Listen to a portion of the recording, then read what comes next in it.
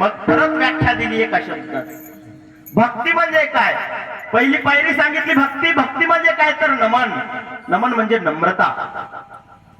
दुसरं सांगितलं त्याच्या पुढची पायरी. भक्ती एकदा आली की हळूहळू हळूहळू वैराग्य येतो. वैराग्य तो त्याग. आणि वैराग्य म्हणजे काय तर त्याग. आणि एकदा वैराग्य आलं की मग हळूहळू हळूहळू हळू ज्ञान ब्रह्मे भोग तनु ब्रह्म. काय होतं? हे जे तनु आहे शरीर त्या ज्ञानानं ब्रह्म होत महाराज. आणि मग त्याचा या देहाचा विसर पडतो. काय? देहाच्या निरसने पाविजे या ठाया. या देहाच्या विसर पडून माझे हे कायच नाहीये. हे शरीर जे आहे ना तुम्ही पाहताय हे शरीर माझं नाहीये अशी आत्मानुभूती होते. म्हणजे लोकांचा नाही स्वतःला अनुभूती येते की अरे हे जे शरीर दिसायले हे माझं नाहीये. मग म्हणले हे सगळी भक्तीची ही अवस्था येण्यासाठी ब्रह्म अवस्था येण्यासाठी या तिन्ही पैकी एखादं म्हणले थोडस काय करू थोडस बाजूला ठेवू कारण 3 साध्य करायचे. बरं कमी आयुष्य म्हणले या कमी आयुष्यामध्ये 3 साध्य होत नाहीत. एखाद्यानं प्रश्न विचारला असेल तुकोबारायांना की तुकोबाराय 3 कसे शक्य होतील? एखादं ठीक आहे 2 ठीक आहे बाबा 3 नको. कारण 3 तिगाड काम हा मी म्हणत नाही रामकृष्ण हरी. कारण मला आता इथं काम चालवायचे त्यांच्याच आधारे.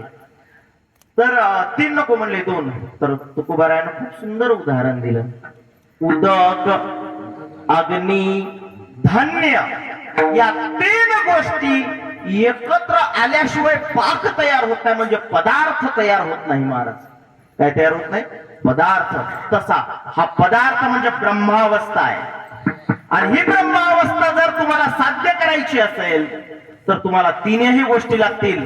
एक काय लागेल? उदक लागेल. उदक. भक्ती लागेल. अग्नी लागेल. वैराग्य आणि ज्ञान लागेल.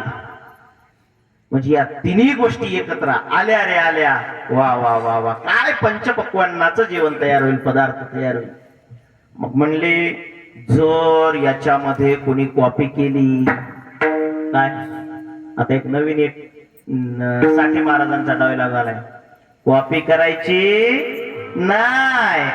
तसं जर कोणी कॉपी केली महाराज तर मग काय करायचं? म्हणजे कोणी जर समजा डुप्लिकेटपणा केला तुकोबाराय म्हणले अरे मी आहे ना शास्त्र रूपानं मी आहे.